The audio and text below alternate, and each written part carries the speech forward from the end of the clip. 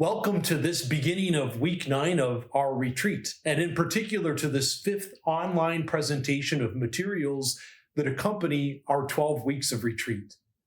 In the past presentations, we spent time praying with the meditation, The Call of Christ the King. As you remember, you might recall how Ignatius sets up a comparison. Imagine an earthly charismatic person who calls me, and invites us to be part of some sort of an initiative that has the potential of making a huge impact, a great difference in the lives of many people. And how likely it would be that we would respond in the affirmative, because as we grow, we begin to recognize more and more that our lives are not forever, and that we want to make an impact and have a difference in the lives of those who come after us. So Ignatius says, compare that rapid response to an earthly charismatic person to the call of Christ the King.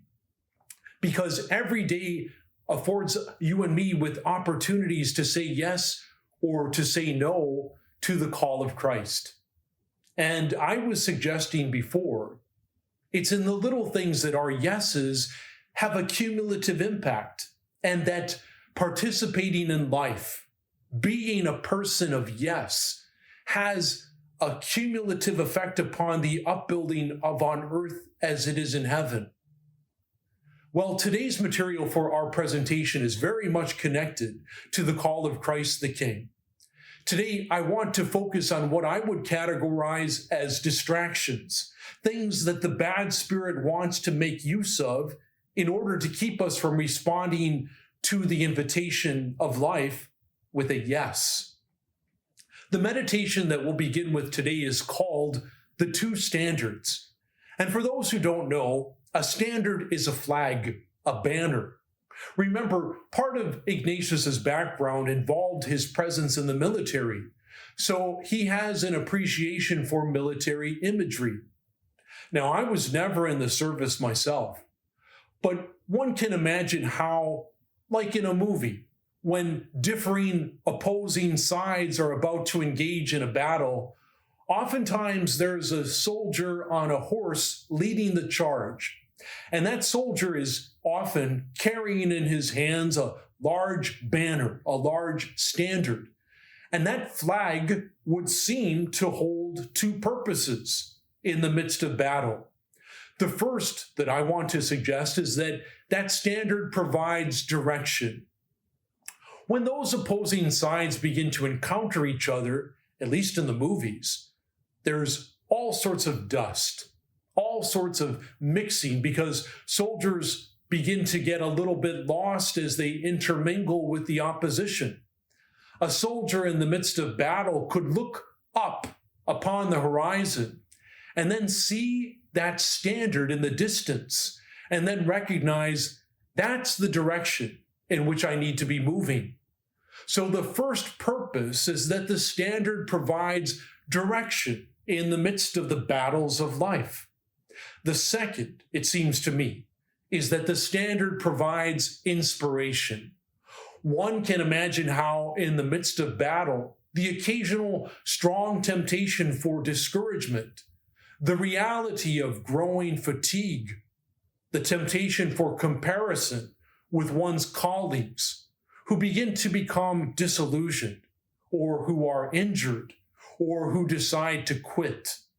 All of these factors would have an impact upon the soldier, but that soldier might gaze upon the standard and find inspiration, because upon any standard, any flag, there's an insignia that is laden with meaning and purpose. It often represents some ideal that's meant to motivate and help us propel. That insignia is meant to inspire one to continue to propel and to accomplish the work at hand. Imagine, for example, a nation's flag as they bring that body of the soldier back from someplace like Iraq or Afghanistan, for example, and how very solemn that ceremony is as the flag is folded so very carefully and then so reverently presented to the family. Or Imagine in the Olympics when that athlete wins the gold medal, and then her nation's flag is hoisted, and the national anthem begins to play. Often, a good camera person pans into the face of that athlete, and as she watches the flag of her nation raise, oftentimes you'll see a tear fall from her eye. So inspired is she for what it is that she's done for her nation. So again, the standard seems to be providing direction and inspiration. In this meditation of the second week of the spiritual exercises, Saint Ignatius reminds us that one standard belongs to Jesus Christ, whom he addresses as our supreme commander and Lord. And the other standard belongs to Lucifer, the devil, whom Ignatius names as the mortal enemy of human nature. First, we're to consider how Jesus calls and desires every single person to come under his standard, and how Lucifer, in opposition, desires to call every person under his. We're asked to imagine a great plain in the region of Jerusalem, where the supreme commander of the good people is Jesus Christ. And then another plain in the region of Babylon, where the leader of the enemy is the devil. And here's the grace that we seek as we pray with the two standards. We want insight into the deceits of the evil leader and help to guard ourselves against them. And we want insight into the supreme and truthful commander and the grace to imitate him. In other words, each of these sides has a strategy in mind to try to get us under one side or another. And we want more increased interior knowledge that will help us to know what those strategies are ahead of time, so that as the strategy of the good spirit begins to unfold in our lives, we've been remotely prepared and we trust it. We give permission for it to unfold in our lives. And likewise, as the strategy of the bad spirit begins to manifest itself in our lives, we've been remotely prepared to recognize it, so that as it begins to unfold in our lives, we've been prepared and we have the inner strength to wholeheartedly reject it. So here's the language of Ignatius as he describes the standard of the bad spirit. He says this: imagine the leader of the enemy in that great plain of Babylon. He's seated on a throne of fire and smoke. He's horrible. He summons uncountable devils and he disperses them from one city to another throughout the whole world. He misses not a single place on earth, and he commands those bad spirits to set up snares and chains, and instructs them to tempt people first to covet riches. So in the strategy of the bad spirit, the first step is to get people to covet riches, which would make them seek honor and recognition from the world, which would produce in them surging pride. So those are the three steps of the bad spirit's strategy. Get people to covet riches, which would produce in them an insatiable desire for honor and recognition from others. And the third would be to get them to be dependent upon pride. And from these first three steps, every other vice, like greed and envy and lust and sloth and covetedness, come tumbling upon us, and bam, we're under the standard of the bad spirit. Now the question is this: what are riches? That category of riches, what does it mean? Well, that's a very good question. And that's something for you to pray about as you continue in your spiritual exercises. My 2 bits, and again, it's much more than this, but I would say that one way to think about riches as a category in human life is to see riches as any secondary identity that I live with that I make believe, that I promote as if that secondary identity were primary, as if it were the core, the end-all and be-all of my very existence. So riches could be my youthful body. Riches could be my credential from Boston College. Riches could be my fantastic vacation home. Riches could be my athletic capacity. Riches could be my iPhone 17A Plus. Riches could be anything, any secondary gift that I live with and promote as if it were primary, as if it were the core of my life. For example, I mentioned to you at the very beginning that when I started in teaching, I taught at our Jesuit high school in Omaha, Nebraska. I loved teaching high school. I ate, drank, and slept high school. And I used to tell people that I was born to teach high school.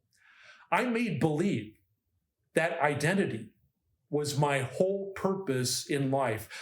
I spend the entire weekend preparing for Monday's lesson. And after class on Monday, two students come to me. One says, "Father Casey, that was the best class I've ever had. You are the best teacher ever." Well, I like it. I like that recognition. I start to get all puffy, filled with pride. But that other kid, he didn't say anything. Well, he thinks he's better than me. I'll show him. I need to work harder. I need him to say that I'm the best. It's nuts, absolutely crazy and brilliant. Listen to how riches, how honor, how pride are at work. They're insatiable. He's got me, and I'm under his strategy. Well, now, alternatively, here's the language of Ignatius as he describes the standard of Jesus. Imagine the supreme and truthful leader, Jesus Christ. Consider how he takes his place in the great plains near Jerusalem, in an area which is lowly and beautiful and attractive. He chooses many people to be apostles and disciples, and he sends them throughout the whole world to spread his gospel among people of every state and condition. And he recommends to them that they help people by attracting them first and foremost to the most perfect spiritual poverty, which would produce in them a lack of desire for honor and recognition, which would further produce humility. From that spiritual poverty, and perhaps actual poverty, but first and foremost, spiritual poverty, lack of recognition, and humility, every other virtue comes tumbling down upon you, and bam, he's got you. You're under the standard of Jesus. Now, the question is, what is spiritual poverty? And that's a great question. That's something for you to pray about as you continue in your spiritual exercises. My 2 bits, and again, it's much, much more than this. But I would say that one way to think about spiritual poverty is my living in the world, recognizing that all of my secondary gifts are indeed secondary. Now, that sounds like a truism, but I'll tell you, if you live that way, you will be deemed by the world to be spiritually poor, and you'll not be dependent upon honor and recognition, and humility will be a friend. Those 2 standards are important because in the call of the King, when every single day affords us with opportunities to say yes or to say no, well, that bad spirit wants to try to distract us from saying yes. Isn't that interesting? To think about how every single day there's a little battle that goes on for you, for me, trying to get us on one side or the other. Now, you know that this is a dichotomy. You know and I know that things in life aren't so black and white. But I think Ignatius's purpose is setting up these opposing sides so that they help us to see the wide spectrum of the whole field of life, and to help us assess where in the midst of the field of life we are located and what are we doing on that field. How are we participating? The bad spirit wants us to get consumed by the secondary gifts of our lives so that they become my precious, and that we become utterly dependent upon them, as opposed to being dependent upon divine love.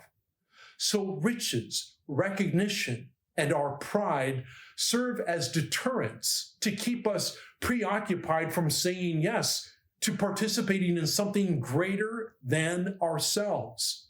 And that's where disorder comes in, because we've taken secondary things and we've made them into idols. We've made them end-alls and be-alls of our lives. So part of the exercise that you and I are invited to repeat is this capacity to rest gently in our core identity that has been bestowed upon you and me, which is the unconditional love of God, and to allow that love to become the fuel that propels us out of bed to participate by saying yes. Because if that's not the fuel that motivates, if riches or honor or pride are the fuels that we draw from, we're going to discover that they're not nutritious, they're not sustaining, and they're not going to propel us in a good way that will produce fruit that will last. I believe this is really true, and I struggle with it. I bet I'm not alone. I think this is at the heart of our human condition, and that's why I think it's good for us periodically to ponder the call of Christ the King and the standard of Jesus, and to assess where we are in the midst of the field of life, and to ask gently, where would I like to be? The two standards is meant not to be judgmental. It's meant to be inspiring, recognizing that every day affords us with these opportunities to say yes. Every day is new. Every day there's a new call for you, for me. And then every day there's a little fight that goes on to try to get us to hesitate, to panic, and to question whether we're on one side or the other. That's the first distraction that I want to talk about. The second one is this. I don't know about you, but sometimes late at night I can start to stew. I'll be laying there in bed and I'll start to think about how some years ago my mom had called me and asked me to talk to my dad and to tell him to stop mowing the lawn and to hire somebody to do it for him. So as I lay in bed, I start to worry about my dad. I see him with my mind's eye pushing that mower, dragging his feet, the sun beating down upon his bald head, drenched in sweat and with a very bad heart. And I worry about him. And I see with my mind's eye my mom in the house alone, upset about my dad, and I worry about her. And I start to think about different circumstances in our church, in the Society of Jesus, its future.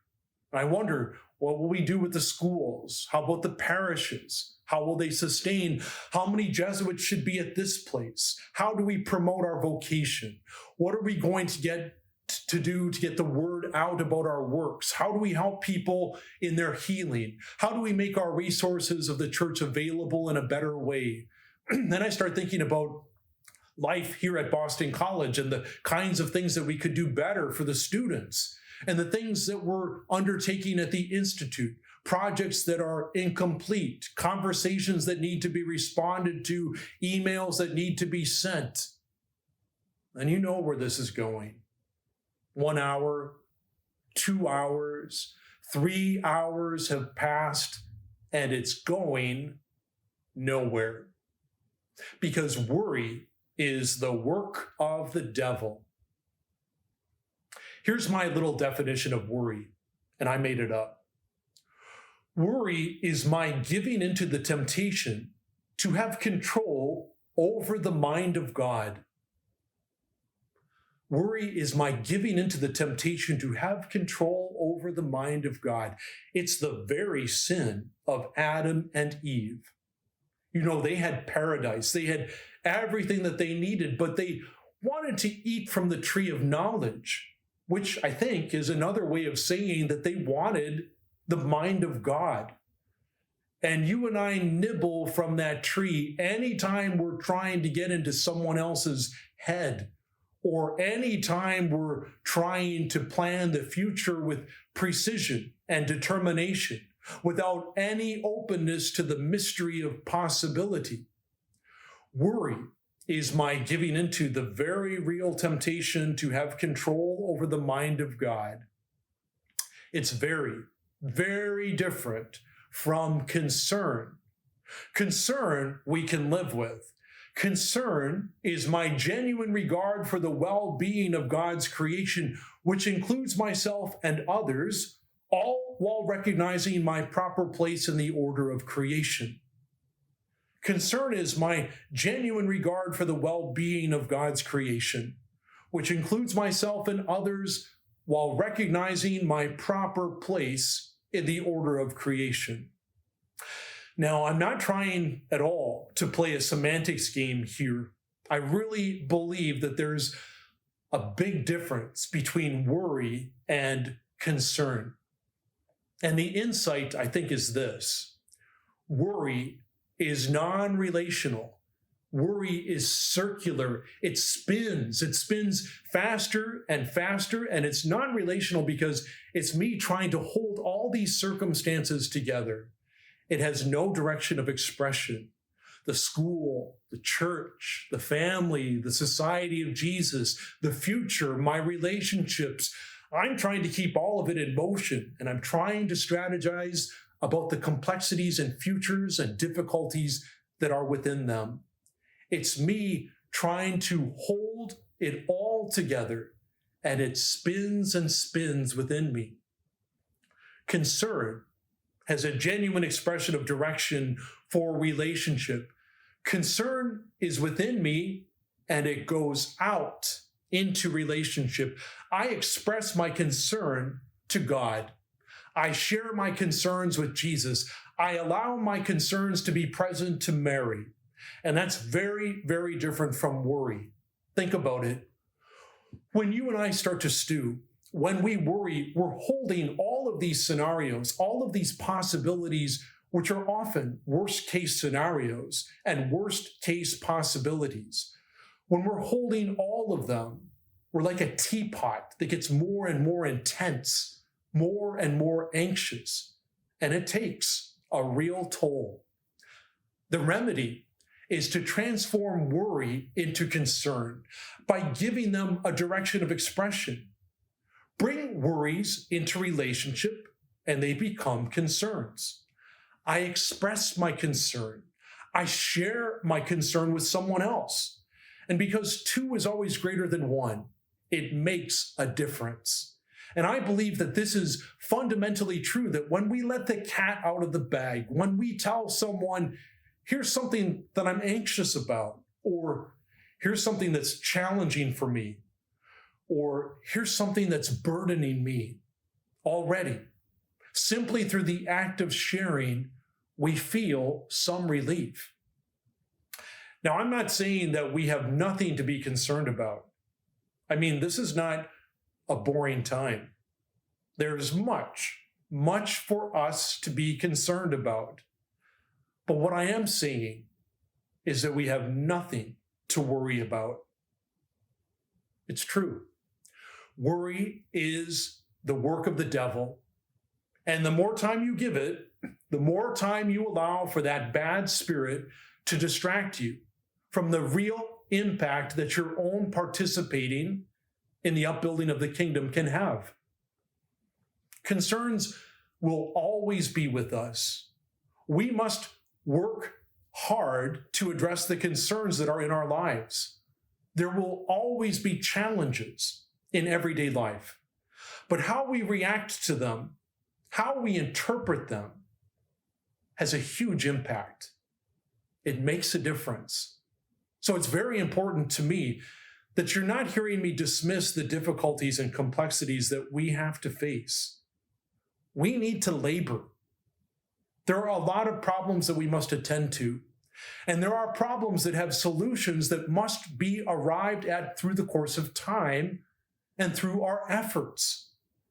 The apostolates of our lives require us to labor. I'm saying the difference is this. When you labor with worry, it's not going to bear fruit. When you labor with concern, you're not isolated. You're not alone. You're laboring with, in communion. And that lightens the burden because relating our concerns provides us with energy to continue to say yes and to do so with the light of possibility in our midst. The image of hope that I believe the good Spirit plants in every heart, in every mind. That's what gets us out of bed in the morning. But look at how that devil loves to twist and to isolate us, weigh us down, and make us worry. You're in charge of how you react and how you interpret. Let's let our worries be transformed through spiritual exercise into concerns that serve the possibility of deepening our relationship with God so that we can become people with more firm capacity to say yes, to respond to the call of Christ. So that's our material for today. Let's continue to pray for each other and let's ask that the Lord bless the remaining weeks of our retreat. And once again, take care, everyone, and God bless.